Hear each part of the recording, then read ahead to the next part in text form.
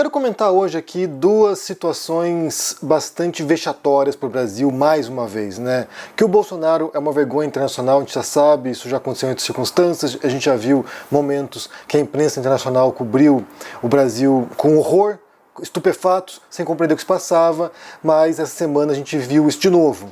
Domingo ocorreu o velório da Rainha Elizabeth, que faleceu recentemente, e aí chefes de Estado no mundo inteiro foram para a Inglaterra, foram para o Reino Unido para se despedir da rainha, que é esse ícone, né, da realeza e da cultura britânica.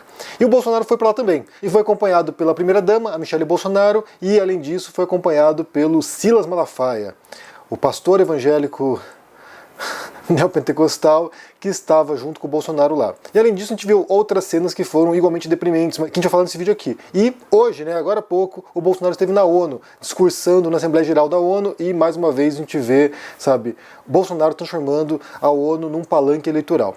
Vamos analisar essas questões aqui e também a última pesquisa do IPEC, que foi divulgada ontem. Mas antes disso, já curte esse vídeo, deixa aqui embaixo no comentário uma boa tarde e se inscreva no canal. E já que estou no Brasil, eu estou confirmando agora quão importante é usar um serviço de VPN durante sua viagem. À primeira vista, a função que mais se destaca em um serviço de VPN como o Surfshark é a função de proteger a sua privacidade e os seus dados. Mas para quem costuma viajar, ter um VPN permite com que você mude sua localização de modo a aproveitar promoções de passagem, aluguéis de carro e, além disso, evitar que seu cartão de crédito seja bloqueado por transações no exterior. Bem como protege seus dados quando você acessa redes Wi-Fi públicas. A gente também pode falar dos serviços de streaming. Com o Surfshark você pode acessar o vasto catálogo da Netflix dos Estados Unidos mudando sua localização, ou de outros países também. Desse modo você pode ver filmes ou séries que não estão disponíveis no seu país. Se retornarmos à questão de segurança digital, uma das recomendações dadas logo no começo, quando eu comecei a falar sobre a extrema-direita e política, foi de usar um serviço VPN como o Surfshark, de modo a proteger e criptografar os meus dados e também proteger o meu IP de invasões ou de acessos não solicitados. Pois desse modo ninguém sabe de onde estou me conectando. Vale lembrar que serviços VPN são usados no mundo inteiro por jornalistas e comunicadores,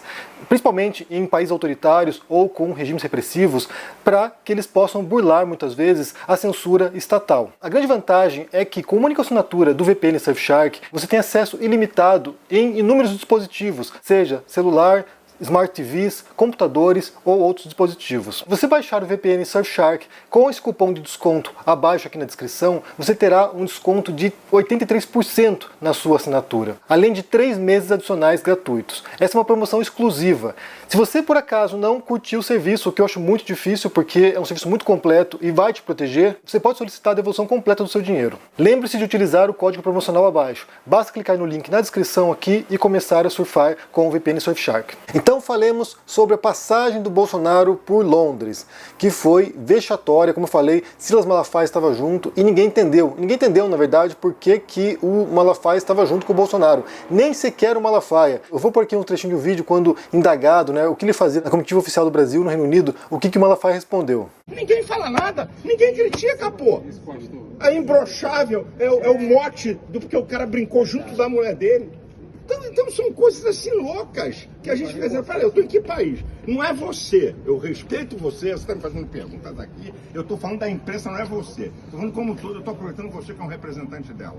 Lamentavelmente, a imprensa no Brasil tem lado. Lamentavelmente, a imprensa no Brasil é ativista política. O presidente tem uma vaga, tinha uma vaga da esposa, do embaixador, é protocolar. E aí ele me escolheu para mim ir junto. Só posso dizer isso, não tem nenhum outro motivo, não tem nenhum questionamento. Aqui tem eu e um padre. E acredito que o presidente chamou tanto um padre quanto um pastor, porque era essa questão que na morte de um cristão, né, tem a religiosidade. Você não separa isso. Então eu estou deduzindo, por favor. Ele não me disse, vou te levar por causa disso. O fato é que, mais uma vez, o Bolsonaro acena para a base evangélica, para os neopentecostais, porque sabe que o negócio está bem complicado para ele. A pesquisa recente agora do IPEC revela isso, né? Segundo essa última pesquisa, o ex-presidente Lula continua liderando as pesquisas com 47% das intenções de voto. Ele cresceu 1 ponto em relação à pesquisa anterior, enquanto que o Bolsonaro estacionou em 31%. Esse cenário agora caso se configure, né, caso se concretize nas próximas semanas durante o primeiro turno da eleição, pode levar sim o Lula à vitória no primeiro turno, o que para muitos de nós representaria também um fim, né, pôr uma pedra ou pelo menos dar um passo adiante rumo a uma restauração desse país tão fragmentado e destruído, devastado pelo bolsonarismo. Então o Bolsonaro está desesperado e ele usa essa ida ao Reino Unido para o enterro da Rainha Elizabeth também para transformar isso em palanque eleitoral. E outras cenas deprimentes que a gente viu foram de apoiadores do presidente em Londres, se manifestando nas ruas e destoando, na verdade, né, do tom que seria um tom fúnebre, um tom lúgubre, né, um tom de tristeza, porque a rainha morreu, e aí você tem apoiadores do Bolsonaro nas ruas, causando tumulto, perseguindo jornalistas. Tem uma cena circulando de apoiadores do Bolsonaro assediando uma jornalista e um cinegrafista da BBC. E também outra cena que viralizou é de um britânico falando para os apoiadores que eles estão desgraçando aquele momento, né? Que eles estão envergonhando a nação. Inclusive, apoiadores do Bolsonaro mandaram com que ingleses, a gente fala aqui, olha, pense bem, sério, pô. A gente fala de brasileiros, imigrantes, muitos deles talvez ilegais lá, brasileiros em Londres, mandando ingleses irem para Venezuela, porque eles estão criticando o Bolsonaro. É simplesmente insólito o negócio. Realmente, assim, o nível de delírio, o nível de sandice dessas pessoas ultrapassa todos os limites, e aqui a gente vê realmente como é um universo totalmente paralelo, no qual as pessoas estão enredadas e não conseguem enxergar a realidade e nem o senso de ridículo dessas pessoas, né? Então, essas cenas aí em Londres foram pavorosas, bizonhas e vergonhosas. Mais uma vez, Bolsonaro envergonhando o Brasil e bolsonaristas envergonhando o Brasil, né? Isso no exterior, em Londres. E aí, como mencionei, hoje o Bolsonaro discursou na ONU, na Assembleia Geral da ONU, e ele, mais uma vez, né, assim como fez em outras circunstâncias, no passado, por exemplo, ele transforma essa oportunidade para fazer campanha eleitoral. Então ele tenta convencer chefes de Estado e delegações do mundo inteiro que ele é um ótimo presidente, que ele combateu bem a pandemia, né? Como se o Brasil não fosse talvez o único país do mundo a ter negado até as últimas consequências o impacto da pandemia, ter atrasado o esforço de vacinação. O Bolsonaro até hoje não declarou se ele foi vacinado ou não. Então é uma pessoa que favoreceu o vírus, inclusive, né, a CPI da Covid serviu para isso, para a gente perceber o tamanho do estrago do bolsonarismo, como ele foi alguém que ativamente contribuiu para a disseminação do vírus, porque havia noção de imunidade por contágio, né, imunidade de rebanho, então alguém que ativamente contribuiu para que centenas de milhares de pessoas morressem no país. Ele tenta inverter essa história e dizer que ele foi alguém que, além de combater o coronavírus, também tentou salvar a economia, o que foi uma grande mentira.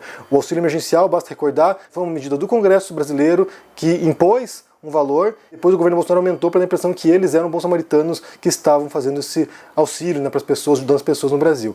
Então o fato é o seguinte, Bolsonaro é essa vergonha mundial e ele precisa se chutar da presidência. Esse é o fato.